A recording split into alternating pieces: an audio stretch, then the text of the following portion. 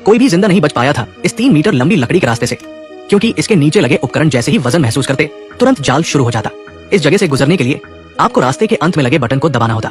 गुफा में छिपे खजाने को हासिल करने के लिए स्थानीय लोग अपनी पूरी ताकत लगा चुके थे, लेकिन कोई भी पहली बाधा को पार नहीं कर पाया। हालांकि दा विंची के लिए यह बिल्कुल मुश्किल नहीं था। उसने कुछ पल देखने के बाद ही इसका हल निकाल लिया। उसने कागज निकाला, गहन सोच के बाद एक इंजीनियरिंग चित्र बनाया और फिर मौजूद सामग्री से उसे बनाना शुरू कर दिया।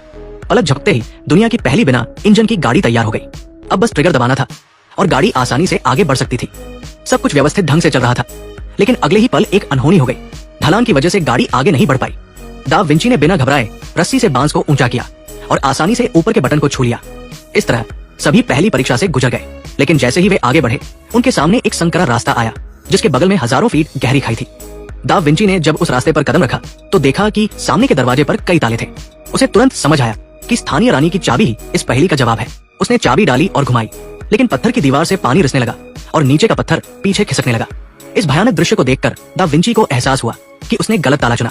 ध्यान से देखने के बाद उसने सूरज के चिन्ह वाला ताला चुना, लेकिन पत्थर का पुल न केवल रुका नहीं बल्कि और तेजी से खिसकने लगा। संकट के समय उसे पता चला कि तालों पर लिखी संख्याएं अभाज्य थी और उनका योग बताता था कि एक और छिपा ताला होना चाहिए। आखिरी मौके पर दा विंची ने पुल के पीछे की ओर हाथ डाला और छिपे ताले को ढूंढ निकाला। चाबी डालते ही पुल रुक गया। उसके बुद्धिमानी से वे तीसरी बाधा तक पहुंचे। अब सबके फोन की बैटरी कितनी है कमेंट में बताएं। एक ही बैटरी प्रतिशत वाले दोस्त बन सकते हैं, लेकिन वहां फिर मुश्किल आ गई। 2 ताले थे और उनके पास सिर्फ एक चाबी। 50% मौका सही होने का था, लेकिन गलती का मतलब मौत था। दा विंची सोच ही रहा था कि एक साथी ने चाबी छीन ली। वो पेशे से तालासाज था और उसने चाबी को देखते ही समझ लिया कि ये 2 चाबियों का मिश्रण है। दोनों चाबियां तालों में डाली, लेकिन दरवाजा नहीं खुला। ये अजीब स्थिति देखकर दा विंची परेशान हुआ। कई कोशिशों के बाद भी कुछ नहीं बदला। तभी पीछे से आने वाली रोशनी में कुछ असामान्य दिखा। दा विंची को एक साहसिक विचार आया। रोशनी पत्थर के छेद से फैल रही थी, जो स्थानीय लोगों के सूरज की सीधी रोशनी के सिद्धांत से मेल नहीं खाती थी। उसने निष्कर्ष निकाला कि सूरज की सीधी रोशनी में चाबी घुमाने से ही दरवाजा खुलेगा। उसने सूरज की रोशनी का इंतजार किया और चाबी घुमाई।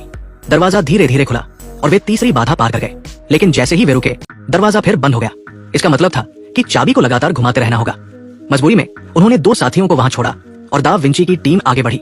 जल्द ही वे एक छोटी गुफा में पहुंचे जहां से रोशनी दिख रही थी।